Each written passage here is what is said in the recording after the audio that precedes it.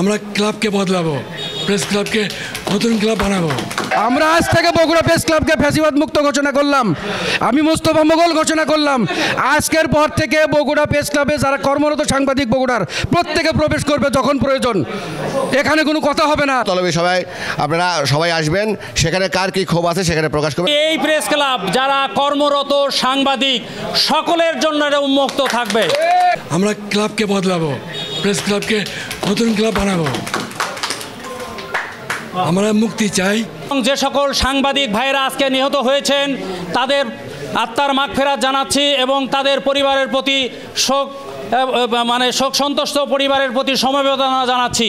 সেই সাথে আমরা আনন্দের সাথে জানাচ্ছি যে আমাদের দিনকালের বগুড়া ব্যুরো প্রধান, সাংবাদিক ইউনিয়ন বগুড়ার সিনিয়র সদস্য, বগুড়া প্রেস ক্লাবের সদস্য কালাম আজাদ এই বিগত সরকারের যে জাতাকলে দায়ের করা মামলায়, মিথ্যা মামলায় তিনি জেলে আবদ্ধ ছিলেন, তিনি আজকে জামিনে মুক্ত হয়েছেন।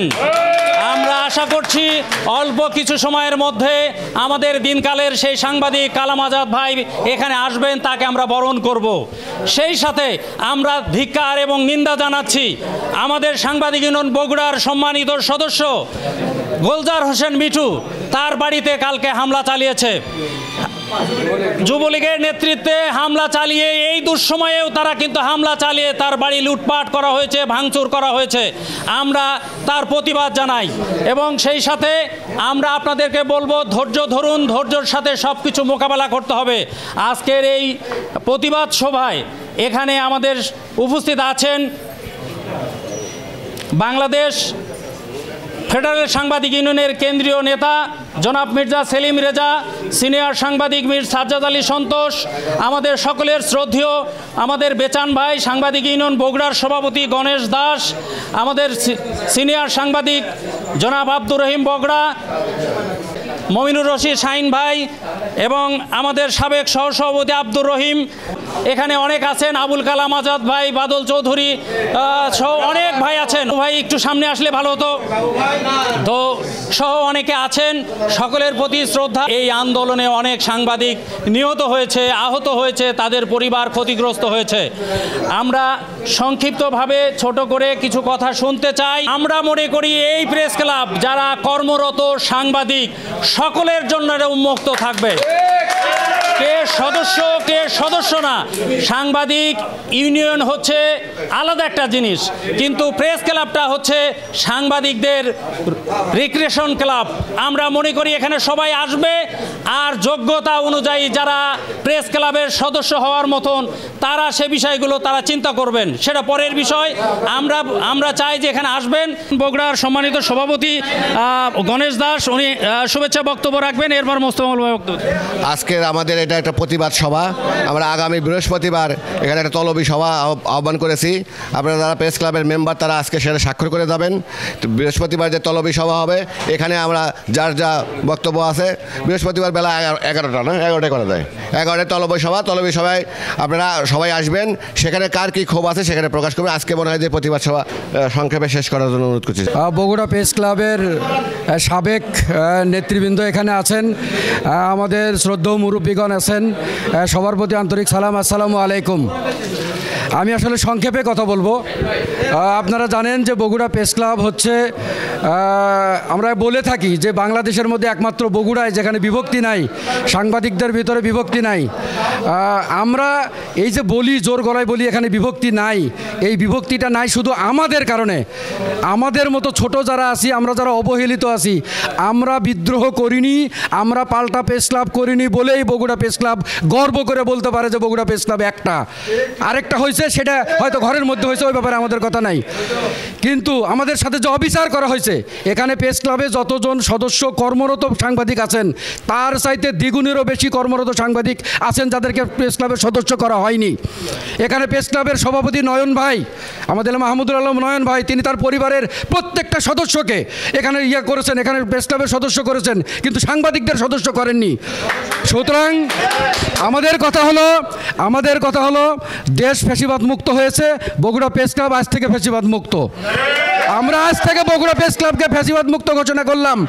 আমি মোস্তফা মোগল ঘোষণা করলাম, আজকের পর থেকে বগুড়া প্রেস ক্লাবে যারা কর্মরত সাংবাদিক বগুড়ার প্রত্যেকে প্রবেশ করবে যখন প্রয়োজন। এখানে কোনো কথা হবে না, সদস্য ছাড়া প্রবেশ করা যাবে না, এই কথা আর যেন কখনো না শুনি আমরা। আমার এই কথা আমাদের এই যে মিঠু ভাই সহ যাদের বাড়িতে হামলা হচ্ছে, আমাদের ফেরদৌস ভাইয়ের বাড়িতে হামলা হয়েছে, সাংবাদিক ইউনিয়নের কোষাধ্যক্ষ, আমরা সকল হামলার নিন্দা জানাই এবং দেশে একটা সরকার আসবে, আমরা সেই সরকারকে অবশ্যই সহযোগিতা করব এবং তারপরে প্রেস ক্লাবেও একটা নতুন পরিচালনা কমিটি হবে। আমরা সবাই মিলে শুধুমাত্র পেশাদার সাংবাদিক যারা তারা আমরা প্রেস ক্লাবে গড়ে তুলব, নিজের মতো করে গড়ে তুলব।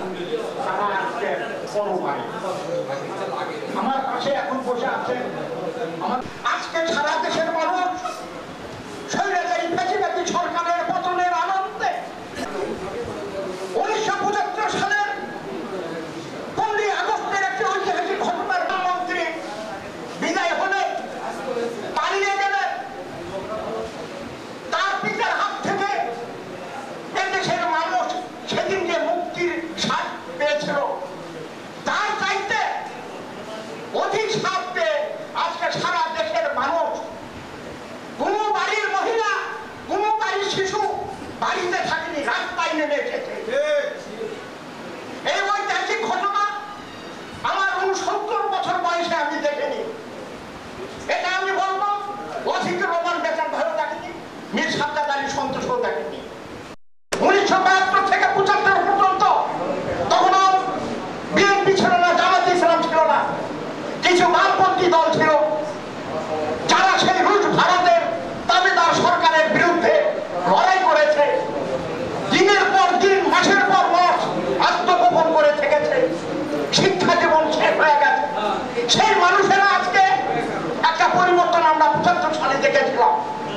আজকে সেই মানুষেরা দীর্ঘ 15-16 বছরে লাগাতার সংগ্রামের সাথে যুক্ত থেকে লেখালেখির কাজে আপোষ না করে আমরা লিখেছি, আমরা মানুষকে উজ্জীবিত করার চেষ্টা করেছি, সেই চেষ্টা আমাদের সফল হয়েছে।